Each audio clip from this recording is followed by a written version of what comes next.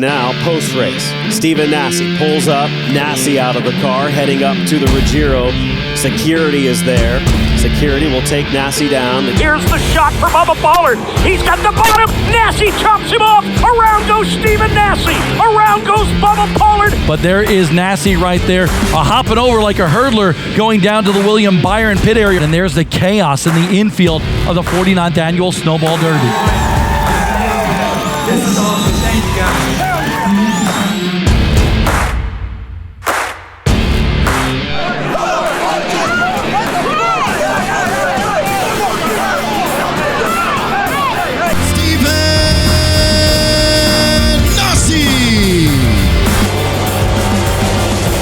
I can't believe this, you know what I'm saying? Like, it's almost like it was a bad dream. We need more feuds, but right now it seems like we only have me and Bubba, and I don't want to be part of another one.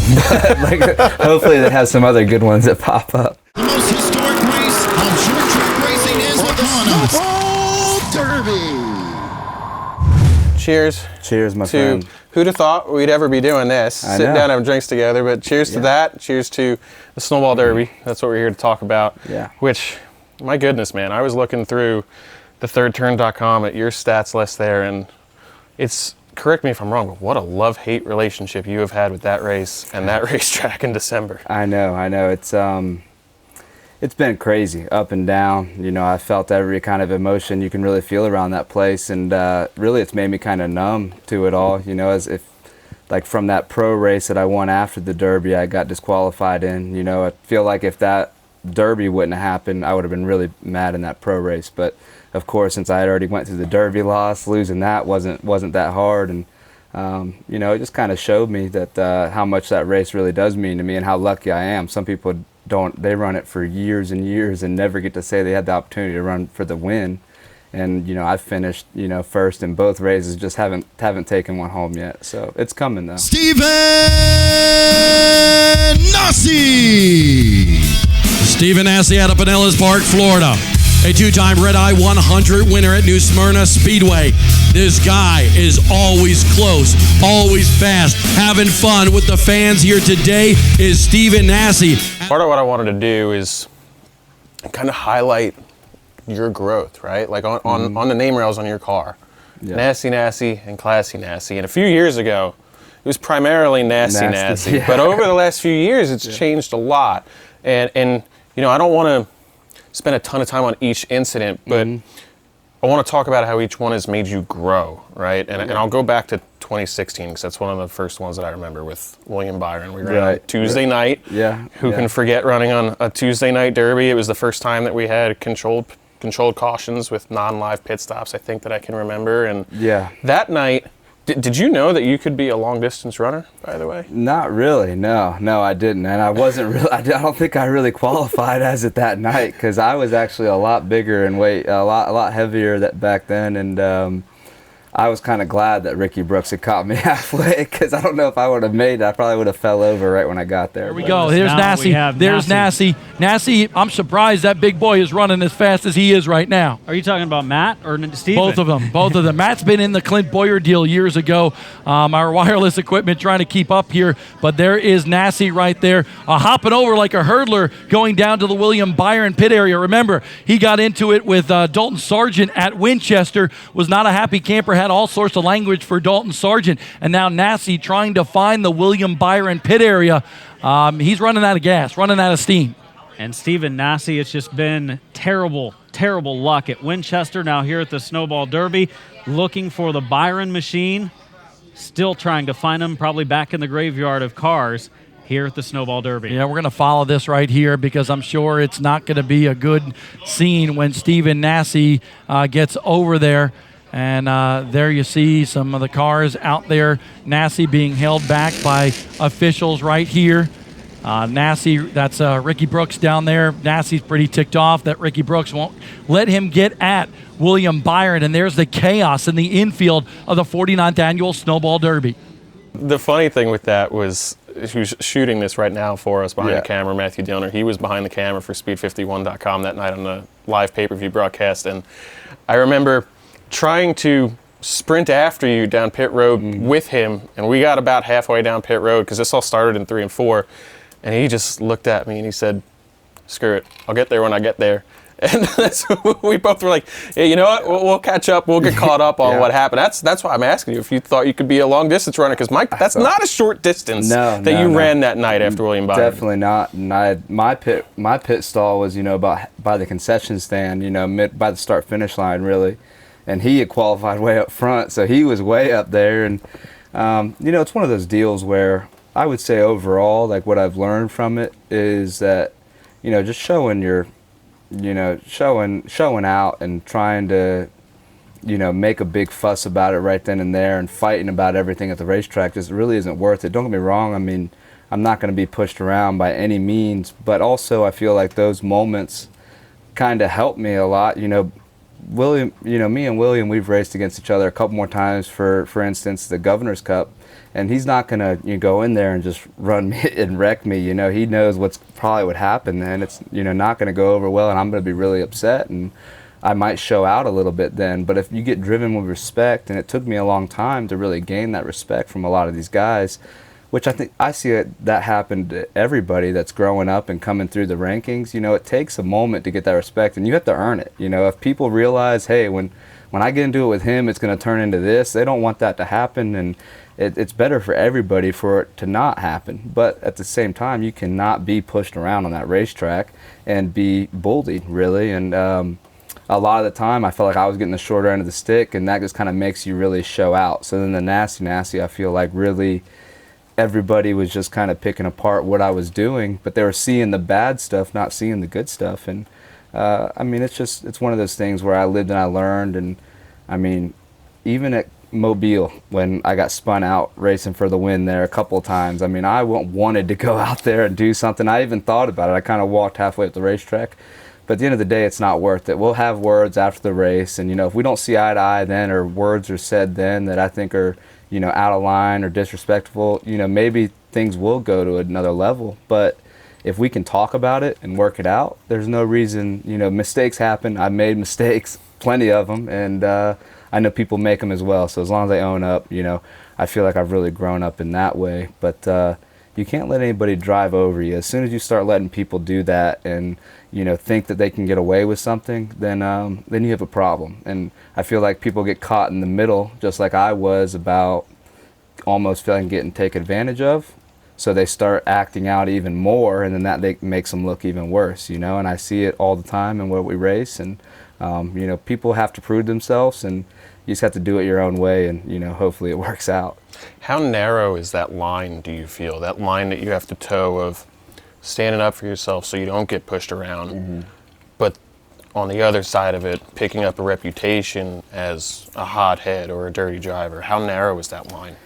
I'll tell you, I don't think I'm a good person to get an answer off that, because I feel like I get a lot of hate on the internet, but at the same time in person I don't get any kind of hate like that. There's never anybody that gives me a dirty look or doesn't say hello or isn't wanting to talk. So I just feel like the internet kind of puts people in a bad light and puts these kids in kind of corners. And then when you feel like you're getting attacked, and you're like, well, then you're like, screw it, hey, I'll go out here and I will do that, and might as well. They think I'm going to do it anyways. And I flirted with that line for a long time, but like I said, I'm more into racing, and I come to race. This isn't a boxing match or a fight or a UFC or anything. This is a race, and that's what we come to do. And things happen on the track.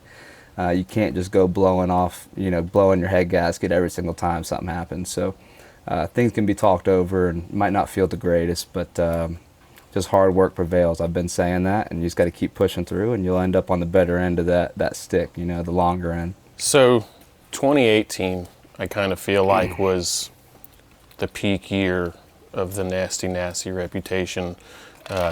Started off with the April race at Five Flags with the Donnie Wilson incident, which led to our incident in the hauler at Bristol that year, but ended with, from what I remember, is I think the last time that there was live pit stops at the Derby, and that was the year that you joined Stephen Wallace with one of those stories that will be told in Snowball Derby legend for years to come, when you got into it with your own pit crew. Yeah. I don't think a lot of people understand that aspect of it, that the pit crew are hired guns, right? Right. And they're not necessarily your My guys. team. People are looking at it like he's fighting his own guys. But that Right, wasn't the right. case, right? Yeah, I got so much backlash from that, and even from, obviously, from the other hired guys, working with other teams and things like that, all reaching out and, you know, showing their displeasure with me, which is expected. But the deal is again, we talked about it, the Snowball Derby is the top race of the year,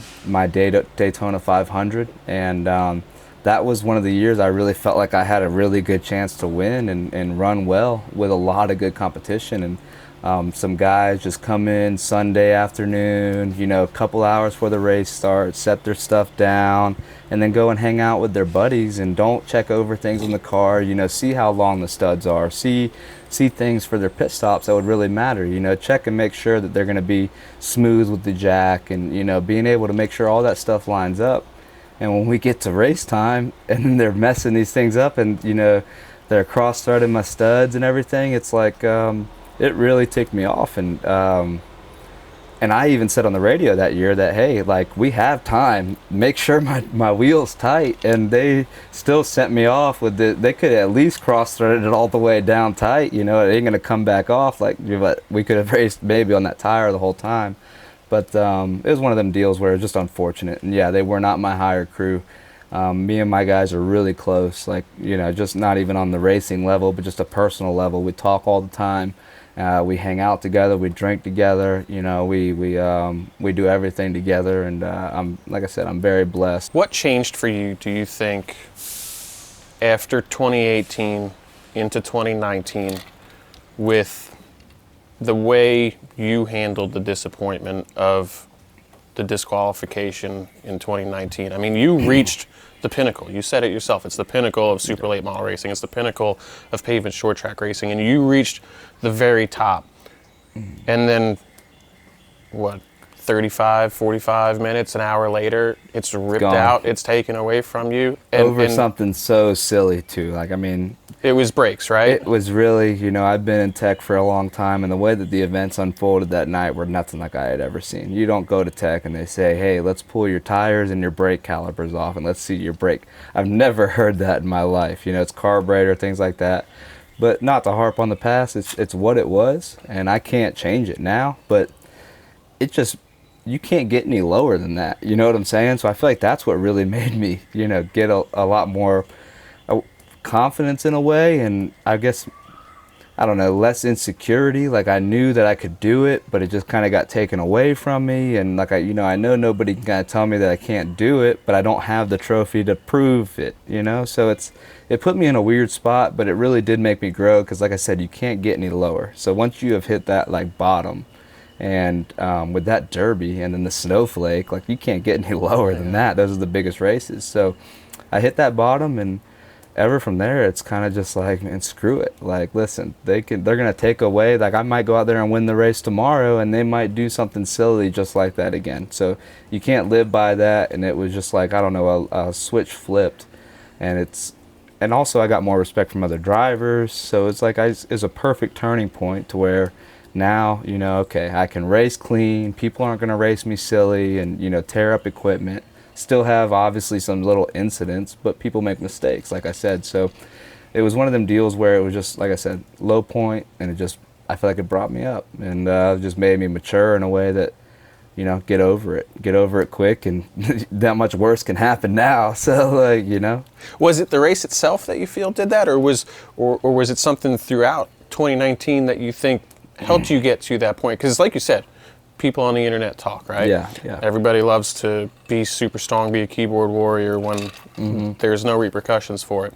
Yeah. A lot of people were expecting a certain reaction out of you based off of everything that we'd seen in 2018. That night in 2019, that never came. No, it was just the race, and it was just like, man, like, I can't believe this. You know what I'm saying? Like, it's almost like it was a bad dream, really, you know? And it's just, I have so many young fans and things like that I, you know, in prior years when I did my things that I've done that didn't look so great, I didn't really think about. You know, I didn't think about what was going to happen, or, you know, who might not stop by and say hello to me. And it's not that all that really matters, but I really have some young core fans that every single Pensacola race, any race around a few hours of Pensacola, they will travel to and they come see me.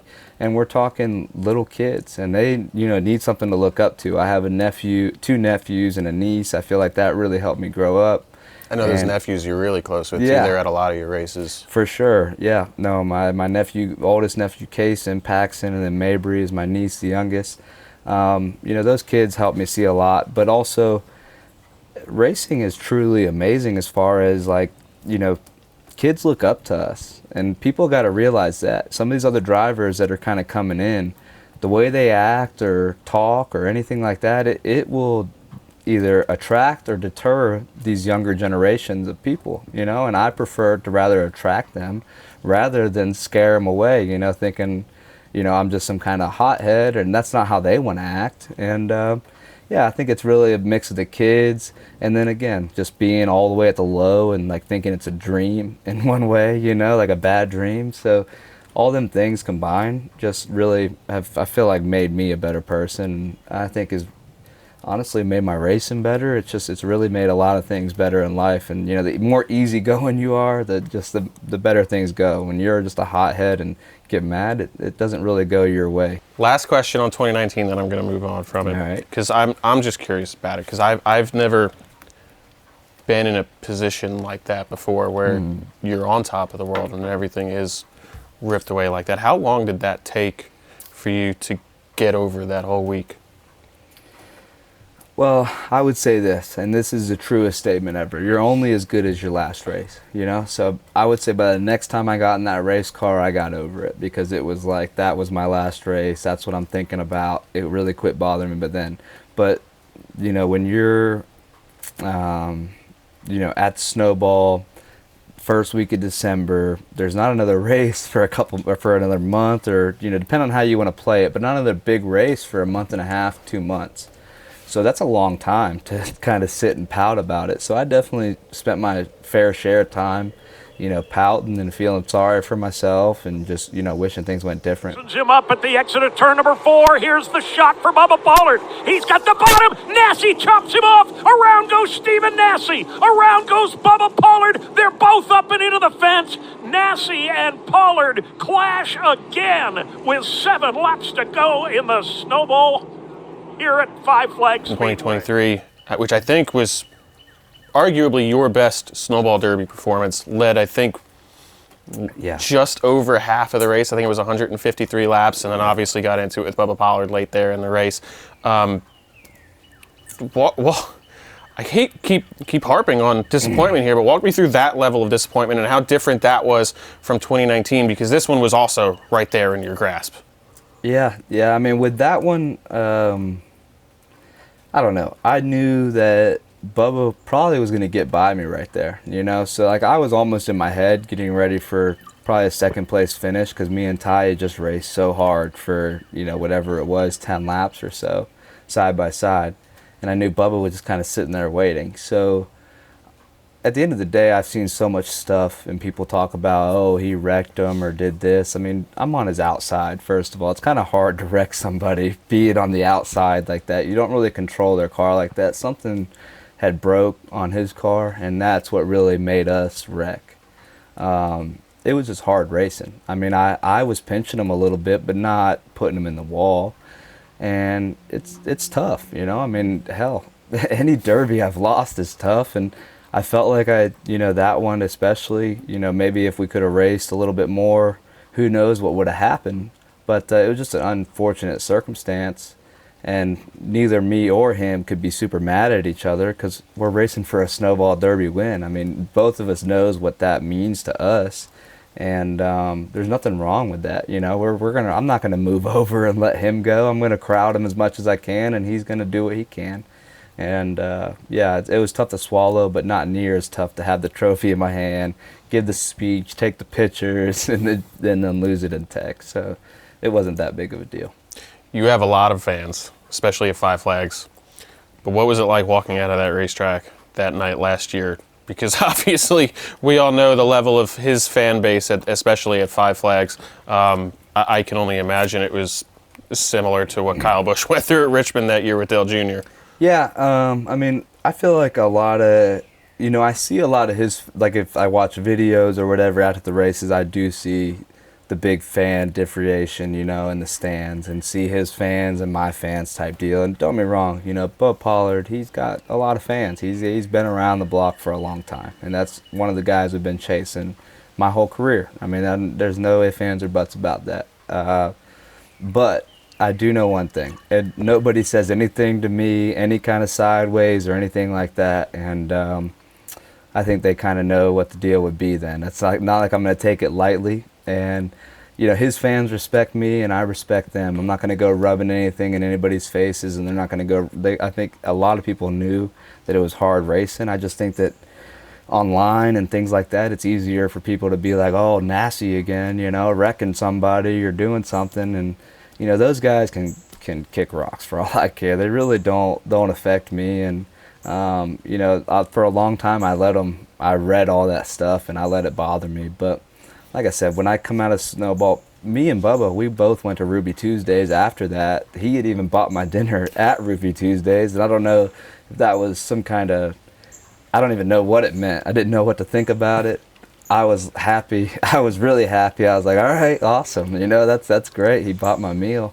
But, I don't know if there was some kind of hidden message there or what, but I do know I've seen him mad, and I know that if I really did do him wrong or he felt that way, I think that he would have handled it differently, and not we sit at the same restaurant, he buys my whole table, dinner. So we have respect for each other, and, we're probably going to race a lot harder for more Snowball Derby wins. I mean, we only got to, that was 2 corners we got to run, and then something happened. So I see where in the future me and him could be racing just like me and Ty, 10, 12 laps side by side.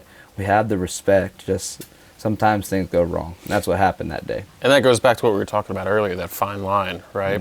How of just garnering that respect between you and him and getting to that point to where you both know, okay, it was hard racing that night. Yeah, I mean, I don't really know how that gets to that point, and I don't know. I've always had respect for Bubba. I think it just took a little bit longer for him to earn respect for me, and see that I was here for the long run type deal. But I think that at the end of the day, now we both know, I mean, if he's faster than me in a race, I'm letting him go. It ain't like I'm going to hold him back type deal. I've waved that car by me plenty of times, followed him and passed him back, or maybe not passed him back. It's just it's a racing deal, and I feel like, it's got taken a long ways. But don't get me wrong, it's good. It's good for the sport. I mean, and we will race hard. There will be a show. It's not that bad of blood, in my opinion. Now, I don't know how he feels. I couldn't tell you because we don't talk, but I would say it's probably not that bad. You mentioned something there that I was kind of thinking about, which is, back in the 90s, you'd hear Dale Earnhardt and Jeff Gordon talk about their rivalry, which could get heated on the racetrack, but at the same time, they were selling T-shirts, right? It was good for the sport. There's always kind of got to be a bit of a villain, right? Like, how hard was that for you to get to that point that you were able to get past those messages and get comfortable maybe being the one to be wearing the black hat on the racetrack? Yeah. I forget, what do they say in wrestling? They're the heel, right? Is what it is. Yeah. It's nothing wrong with that, in my opinion. A lot of my fans actually want me to be more like the old me, and they're like, oh, you should have just wrecked them for that. And, don't get me wrong, I love and appreciate all these fans, and, I'm in a very good spot to have them. But I don't think of it, my fans, like I said, like I talked about earlier, like, I have little kids that really look up to me, and, I don't think that they want to be some villain or anything one day, so I don't think they look at me like that. But some people might, and, good for them, but I think they're probably still talking about me, and that's what's made, the whole deal really come together, is that we're both being talked about. And, you can't really go far if, his name gets said, it's usually my name will be said short after, or same thing with mine, his will be said short after. So, like I said, I don't know how he feels about it, but me personally, hey, I would have a drink with that guy right here, right now. We're going to race hard. And, It's just what it's going to come down to. We come to race, and we come to put a show on for the fans, and that's what it is. It's a show. We're all lucky to be here and should be completely blessed. And like I said, the racing's going in a good direction, and I just want to keep seeing it going. And we need more feuds, but right now it seems like we only have me and Bubba, and you know, hopefully, I don't want to be part of another one, but like, hopefully they have some other good ones that pop up. Yeah, let someone else take a little bit of the attention for a little bit in that area, right? But with all that said, how important is this year's race? 50,000 to win. Snowball Derby is the Mac Daddy of super late model racing. I feel like this should have happened a little bit sooner, but I'm extremely happy that it did happen. And you know, everybody stepping in. FloRacing is huge to this whole deal, and I feel like there've been a lot of good brands that have been around and attached to super late model racing.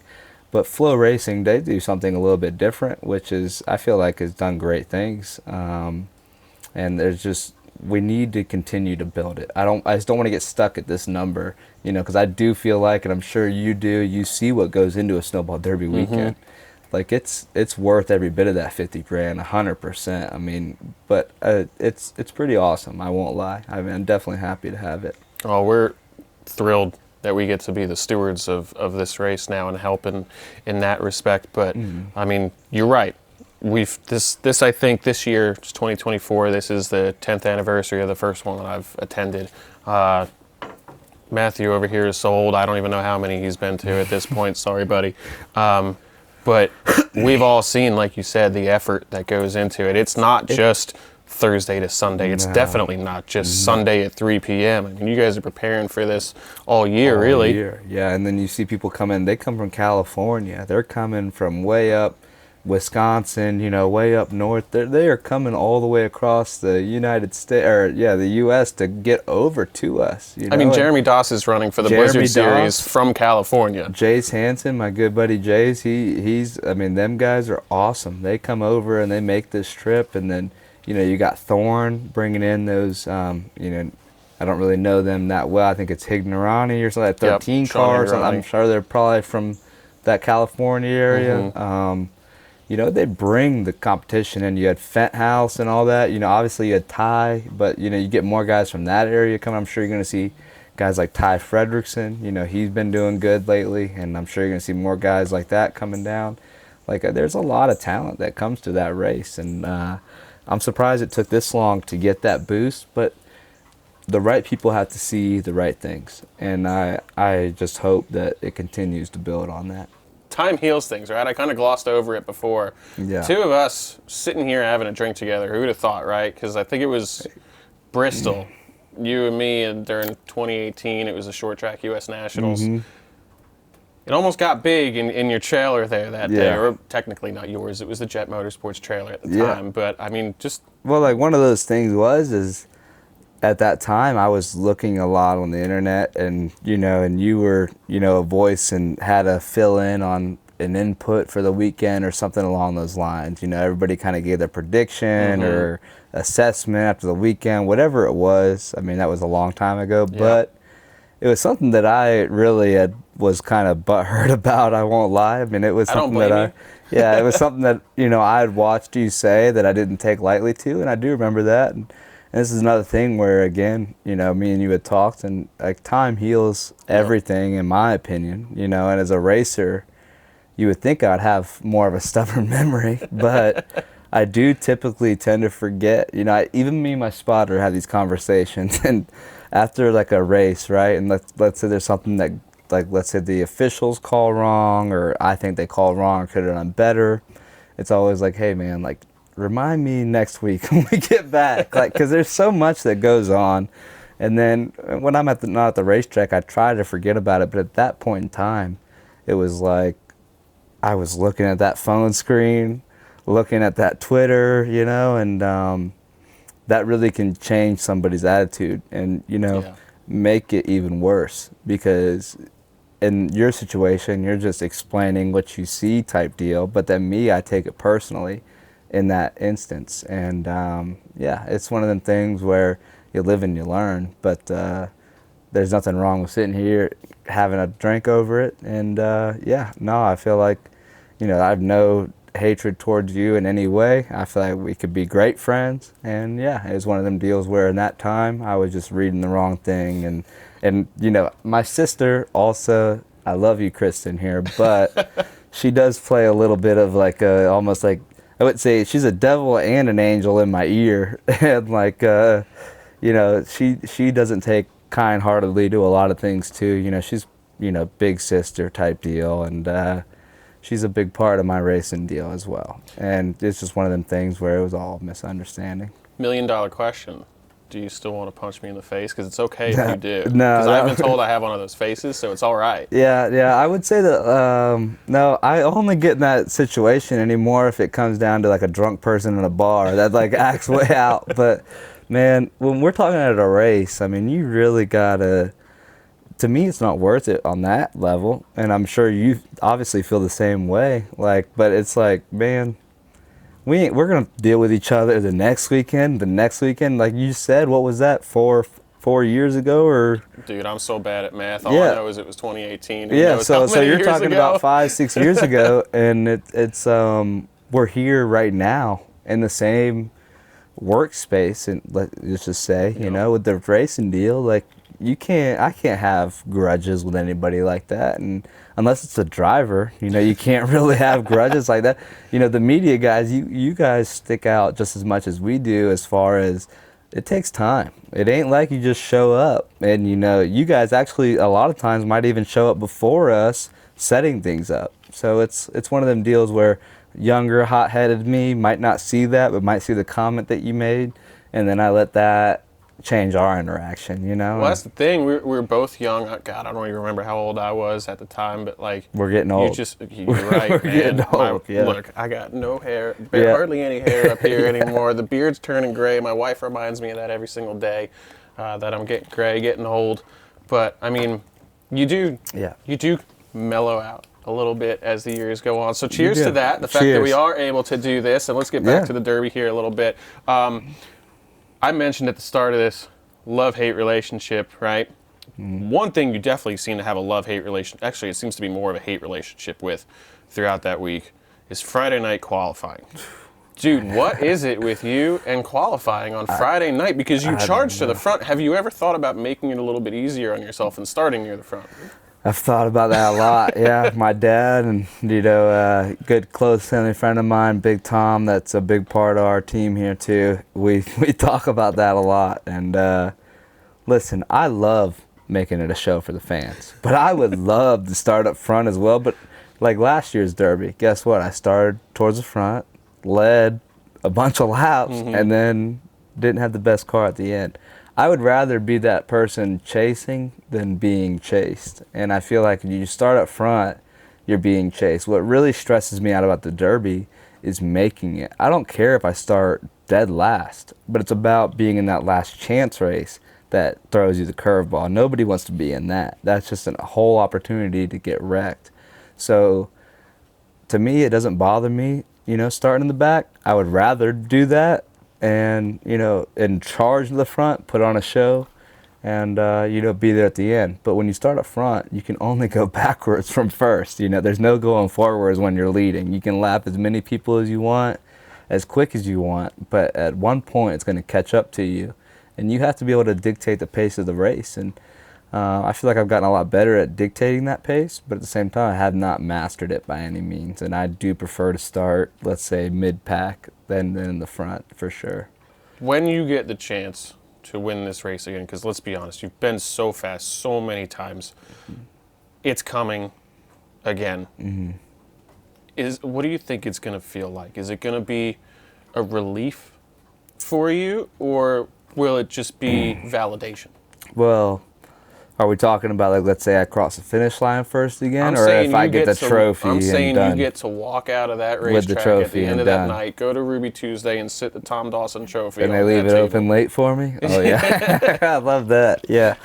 No, that would be like validation for sure. I think that if I do win the race again and I cross the start-finish line first, it'll be very similar, you know, when Chase had done it and he had won the first one, and then I think he got disqualified as well, but then he tried to go straight to the tech area after the first one, not even to celebrate. that's what it kind of be like for me. Like, I would be hesitant on the celebration because it's like, man, what are they going to do? But if I take that deal home, I'm not saying I would retire by any means. I mean, but man, I would feel so completed because, again, who has raced in, let's say, the last 5 consecutive years that has been racing the last 5 that has been running better or you know, the same as me? I can't think of but maybe a couple as far as Ty and Thorne. But other than that, nobody else has had, you know, runs like me in the Derby and for that long of a time. Now, I'm not saying way back, but in recent years. So I'm fortunate, and I think my day is coming. Just it's a matter of when. I mean, it might be 20 years from now, but I promise you I will be at the Snowball Derby 20 years from now because I love super late model racing, and I think we keep doing this and we keep making light of the sport and getting more sponsors in. It's only going to keep getting better and better for everybody when you get flow and you get everybody involved. It makes it really something great. Do you have a spot picked out for that trophy? I have one, yeah, I definitely do. It would, well, I know for sure at my parents' house, every single trophy that I get first, my parents love to keep it in front of their fireplace. It's a big accomplishment for them. I mean, my parents literally met at a racetrack way, way, way back in the day. Like, I was meant to be a race car driver, but way before I was ever born. You know, they had 2 girls. I'm the youngest, and I got 2 older sisters. They were hoping for a boy from the first go-around, you know, to be a race car driver. So I know for sure it would sit in front of my parents' fireplace for a long while, probably longer than any other trophy I had. It would stay there probably for over a couple of years. I mean, they would be so proud of that, and that, man, it would make me happier than a pig in shit, and that's for sure. Like, I mean, they are everything that makes it going for me, as far as like my mom traveling, making sure we have food and all that, and everybody's got blankets and everything in these houses. You know, my mom is on top of it. My dad, he has been setting up these race cars, and he has people that call him for advice. And I mean, he is just a construction worker from Pinellas Park, Florida. He is not some race car guru. I mean, he has learned everything on his own. So for me to be able to do this with all of them, it's like, man, I'm on cloud 9 right now. And I might get taken down a couple times from bad runs or whatever, but at the end of the day, nobody can say anything to me or do anything to me that's going to affect my life to where I don't realize that it's a positive. Like, I'm extremely lucky, and I got the right people around me, crew, family, and yeah, I'm just looking forward to winning more races.